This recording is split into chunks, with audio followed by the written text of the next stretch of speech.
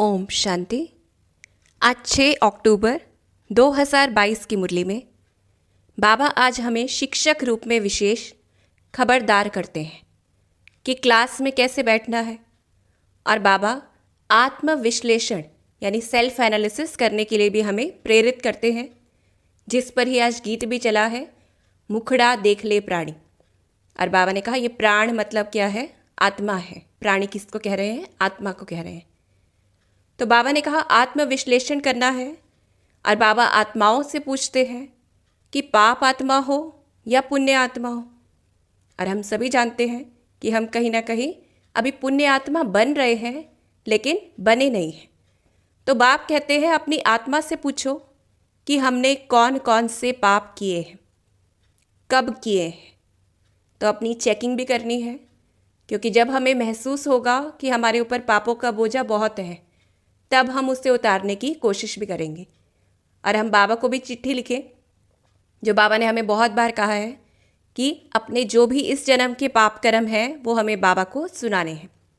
फिर बाबा ने पावन भारत और पतित भारत के बारे में बताया कि वो पावन भारत कैसा था और पतित भारत कैसा है। तो आज हमें पावन दुनिया को याद करना है। बाबा कहते भारत पावन था, अब पतित है। तो वो पावन दुनिया कैसी थी? लक्ष्मी नारायण का राज्य था, उनकी ही पूरी डायनेस्टी थी, और दैवी गुण वाले मनुष्य थे, सर्वगुण संपन्न, 16 कला संपूर्ण थे, पुण्य आत्मा थे। ऐसा समय जब दिन कहा जाता है उसे, सतयुग त्रेता दिन है, क्योंकि सुख है। जब देवी देवता धर्म था तो पवित्र आत्माएं थी और वहाँ परमात्मा की याद नहीं होती थी। तो हम इसी समय बाप को याद कर सकते हैं, फिर हमें ये मौका भी नहीं दिया जाएगा। सतयुग में और कोई धर्म भी नहीं होते, सुख शांति संपत्ति सब कुछ था। और कैसी दुनिया थी वो? श्रेष्ठाचारी दुनिया थी। वहाँ कोई रोता नहीं है। बाबा कहते वहाँ तो कोई रोना होता नहीं है।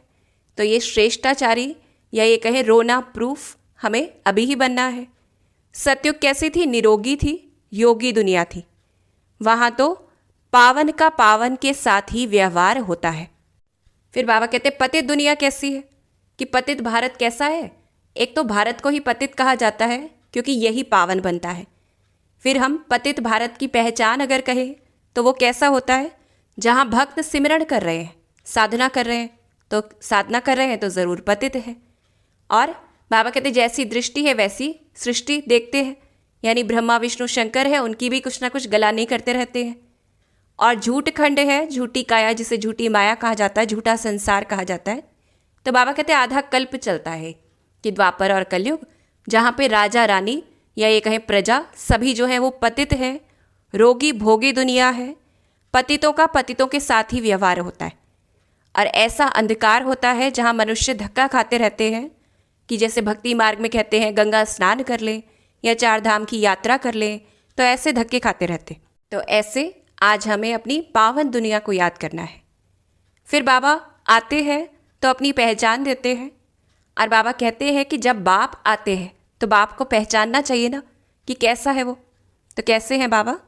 कहते हैं परम पिता, तो उनका कोई पिता नहीं है। कि परम पिता है तो उनका कोई पिता नहीं है, वह सबका पिता है और सबका टीचर है।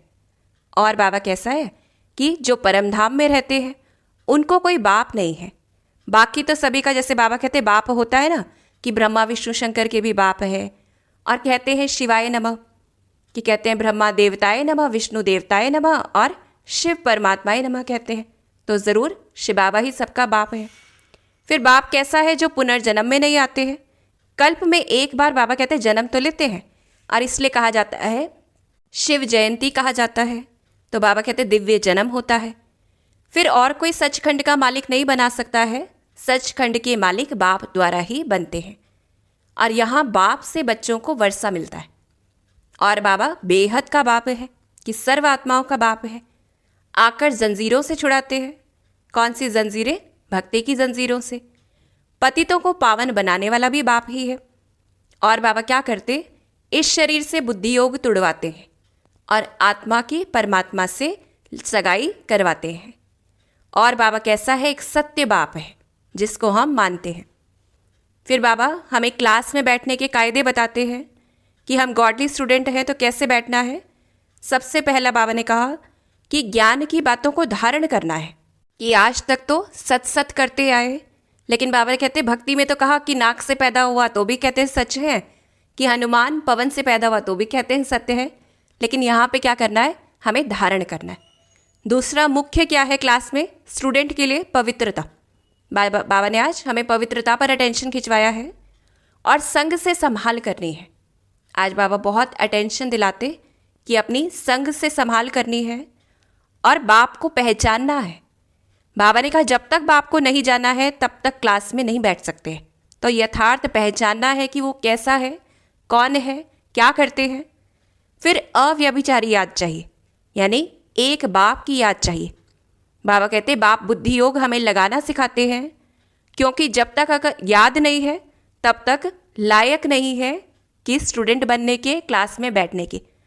बाबा ने इस पर अटेंशन खिंचवाया कि अगर याद नहीं करते हैं और क्लास में बैठकर बुद्धि इधर उधर जाती है तो डिससर्विस करते हैं, क्योंकि वायुमंडल खराब करते हैं।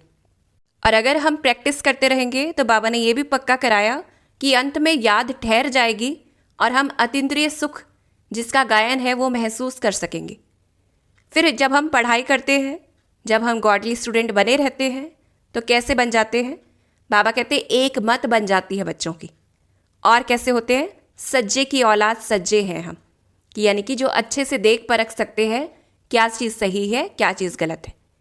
और पवित्रता पर विशेष बाबा ने आज क्या डायरेक्शंस दी हैं। समझते हैं सन्यासी, बाबा कहते हैं लोग तो समझते हैं कि सन्यासी कहते हैं कि गृहस्थ में पवित्र रह नहीं सकते, तो हम भी कैसे रहेंगे। लेकिन यहाँ बाबा क्या कहते, यहाँ तो प्रतिज्ञा करनी पड़ती है कि हम पवित्र बनेंगे। और बाबा ने इस पर भी अटेंशन खिंचवाया कि आधा कल्प से पुकारा है, क्या पुकारा कि सदगति दाता आ जाओ, और अब वो आ गया है तो अब अगर नहीं मानेंगे तो सतयुग में कैसे चल सकेंगे। और फिर बाबा कहते हैं बच्चे इसमें सहन करना पड़ेगा। कोई बाबा कहते कोई बहन है जो कमाती भी नहीं है तो उनके लिए बाबा कहते अच्छा जाकर काम करो, बर्तन ही मांजो, कि पढ़ी लिखी भी ना हो तो रोटी टुकड़ा ही चाहिए ना। कि विकार में बाबा कहते हैं विकार में जाने से अच्छा तो बर्तन मांजना अच्छा है। फिर बाबा कहते कि पारलौकिक बाप कह रहे हैं कि दे दान तो छूटे ग्रहण। कौन सा दान देना है, 5 विकारों का दान देना है। तो कैसे हो जाएंगे, चंद्रमा के जैसे 16 कला संपूर्ण बन जाएंगे। फिर बाबा ने कहा जैसे गवर्नमेंट ऑर्डिनेंस निकालती है कि नियम निकाल देती है, ऐसे ही ये पांडव गवर्नमेंट भी ऑर्डिनेंस निकालती है। क्या कि पवित्र बनेंगे तो पवित्र दुनिया के मालिक बनेंगे। तो हमें अटेंशन देना है कि एक गॉडली स्टूडेंट बनने की सर्व मर्यादाओं को पालन करना है, पवित्रता को धारण करना है, क्योंकि बाबा ने तो निकाल दिया है ऑर्डिनेंस कि अगर पवित्र बनेंगे तो पवित्र दुनिया के मालिक बनेंगे। फिर बाबा ने हमें विशेष शिक्षाएं दी हैं। एक तो बाबा कहते कि यहाँ रोने का हुक्म नहीं है, क्योंकि अगर रोते हैं तो यानी अवस्था में कमी है। बाबा इस पर अटेंशन खिंचवाते कि जब बाप 21 जन्मों की बादशाही देते हैं तो फिर रोना किस लिए है। लेकिन जब ये भूल जाते हैं कि हमारी प्राप्ति क्या है तो कहीं ना कहीं परिस्थितियों में रोते हैं। फिर बाबा ने कहा यहाँ तो सब पतित हैं, और अगर पतितों को दान करते हैं तो उससे पावन तो बन नहीं सकते, और अगर पतित को दान करते तो वह काम भी पतित ही करेंगे। तो बाबा ने इस पर भी हमारा बहुत बार अटेंशन खिंचवाया है कि पतित को दान करेंगे तो हमारे ऊपर वो कर्ज चढ़ेगा। फिर बाबा कहते कि बाप को याद करना चाहिए और शरीर से भी ममत्व निकालना है। जो बाबा ने कहा है बहुत बार कि देह सहित देह के सब संबंधों को भूलना है, यानी बुद्धि से भूलना है। रहना सभी के साथ है, लेकिन अपने शरीर को, और एक तरह से शरीर के आधार पर हमने जो संबंध बनाए जिसमें मेरापन कहा, उसको भूलना है और क्या करना है, एक बाप को याद करना है। जिस पर बाबा ने मोहजीत के बारे में कहा कि हमें मोहजीत बनना है। मोहजीत की कथा बताई जाती है कि एक राज्य में उनका जो प्रिंस था वो जंगल में चला गया था, और एक साधु ने ये चेक किया कि क्या राज्य में किसी को मोह है। तो उन्होंने क्या कहा कि वो प्रिंस जो है वो मर गया है, लेकिन सभी, चाहे प्रजा है चाहे राजमहल में बाकी सभी थे, सभी ने क्या यही कहा कि कोई बात नहीं, आत्मा तो अजर अमर है कि शरीर छोड़ती रहती है और फिर नया ले लेती है।